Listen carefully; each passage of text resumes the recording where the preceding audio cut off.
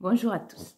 Alors, à l'occasion de ma précédente vidéo, une consoeur psy m'a fait remarquer à juste titre, à l'occasion de la créativité, des pulsions d'autoconservation et des pulsions sexuelles, qui sont celles qui permettent en effet de créer, de concevoir en effet un enfant, mais tout simplement de concevoir des projets et de les réaliser.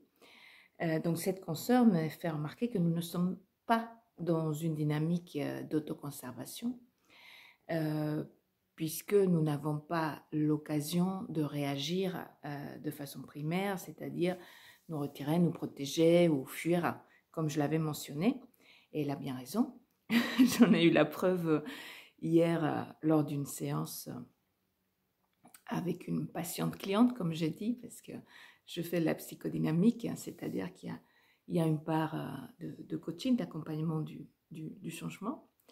Donc cette cliente patiente me fait savoir que pour son activité, elle ne reprend pas plus que ça, puisque elle est subventionnée, elle a les aides de l'État, et puisqu'elle travaille avec des artistes qui eux-mêmes ne souhaitent pas travailler, puisqu'ils préfèrent recevoir les aides. Alors, à part, bien évidemment, les polémiques de la France, de l'assistanat et des choses, profondément, ce que ça démontre, c'est que on peut rester dans quelque chose d'extrêmement infantile et, et en effet, ne pas s'épanouir, ne pas se développer dans la vie adulte et développer sa propre activité, prendre ses risques, être dans cette créativité. On va préférer être sous perfusion. Et il y a aussi, en fond aussi quand même, le fait qu'il y a une part de la population qui subit la maladie et qui en effet se retrouve assistée. Et il y a, parce que c'est sérieux, hein, cette personne a quelqu'un de sa famille qui est en difficulté psychique, hein, pas en difficulté avec cette maladie.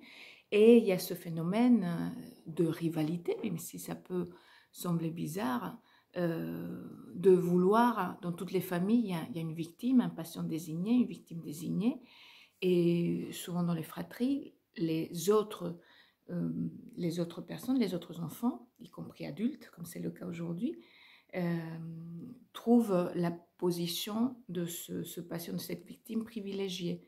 D'où ce parallèle qui se fait entre la perfusion qu'on peut obtenir dans une clinique et la perfusion qu'on peut obtenir dans son activité. Et donc il y a ces phénomènes aussi qui sont en train de se mettre en place, mais elle l'a dit d'elle-même, c'est quelque chose de mortifère, de morbide en tout cas. Et en effet, la pulsion de mort, elle avance toujours à bas bruit. Ce sont en couple ces situations qui s'installent bêtement jusqu'à la rupture, sans qu'on n'ait jamais rien vu venir, soi-disant. Hein, ou dans le travail, chez un employeur, quand on persévère à un poste, alors que on est juste en train de percevoir un salaire et que ça ne nous intéresse pas vraiment. Voilà, moi je voulais préciser ça et on continuera avec les pulsions sexuelles plus avant.